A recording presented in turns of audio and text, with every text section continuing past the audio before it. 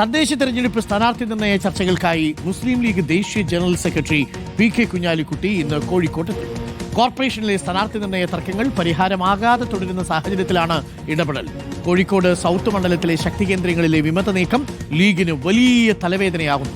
VS രഞ്ജിത്തോട് കൂടുതൽ വിവരങ്ങളുമായി. VS Ranjith, very good morning. VS Ranjith, ഒടുവിൽ PK കുഞ്ഞാലിക്കുട്ടി തന്നെ ഇറങ്ങേണ്ടി വരുന്നു വിമതശല്യം നീക്കാനും തർക്കങ്ങൾ പരിഹരിക്കാനും, അല്ലേ?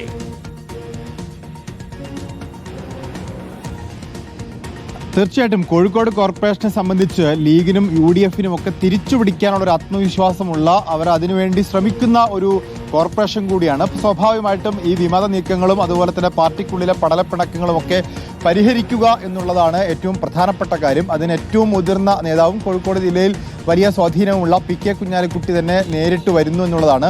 ഇന്ന് വൈകിട്ട് 3 മണിക്കാണ് യോഗം. വളരെ രഹസ്യമായി തന്നെയാണ് ആ യോഗം കൈകാര്യം ചെയ്യുന്നത്. മാധ്യമങ്ങളെയൊന്നും അറിയിച്ചുള്ള ഒരു യോഗമായിരിക്കില്ല എന്നാണ് നമുക്ക് മനസ്സിലാക്കാൻ സാധിക്കുന്നത്. ഏതായാലും ജില്ലാതലത്തിലുള്ള നേതാക്കന്മാരൊക്കെ പങ്കെടുക്കുന്ന ഒരു യോഗമായിരിക്കും. അതിലേറ്റവും പ്രധാനമായിട്ടും വിമത ശല്യവും തർക്കങ്ങളും തന്നെയാണ്. കോഴിക്കോട് സൗത്ത് നിയോജക മണ്ഡലത്തിൽ അതിലേറ്റവും ഭൂരിഭാഗം വാർഡുകളിൽ മത്സരിക്കുന്ന ലീഗ് തന്നെയാണ്. അവിടെ പയ്യാനക്കൽ, കപ്പക്കൽ, മുഗദാർ, കുറ്റിച്ചിറ തുടങ്ങിയ വാർഡുകളിലൊക്കെ തന്നെ ഇത്തരത്തിലുള്ള വിമത ശല്യങ്ങളും 1/2 ഡസനോളം സ്ഥാനാർത്ഥികളും ഒക്കെയുള്ള പ്രശ്നങ്ങളുണ്ട്. അതിൽ PMA സലാം ഗ്രൂപ്പും MK മുനീറിന്റെ ഗ്രൂപ്പും ഒക്കെ ചേർന്നുള്ള തർക്കങ്ങളാണ്.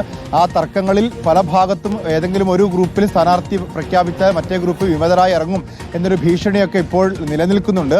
ഇതിനെയൊക്കെ പരിഹരിക്കാൻ വേണ്ടിയാണ് അവസാന വാക്കായിട്ടുള്ള PK കുഞ്ഞാലിക്കുട്ടി എത്തുന്നത്.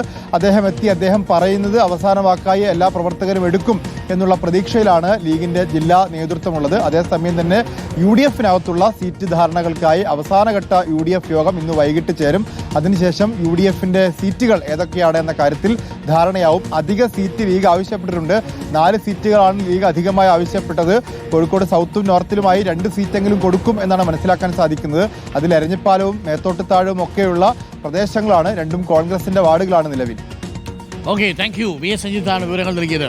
Thank you VS Ranjith.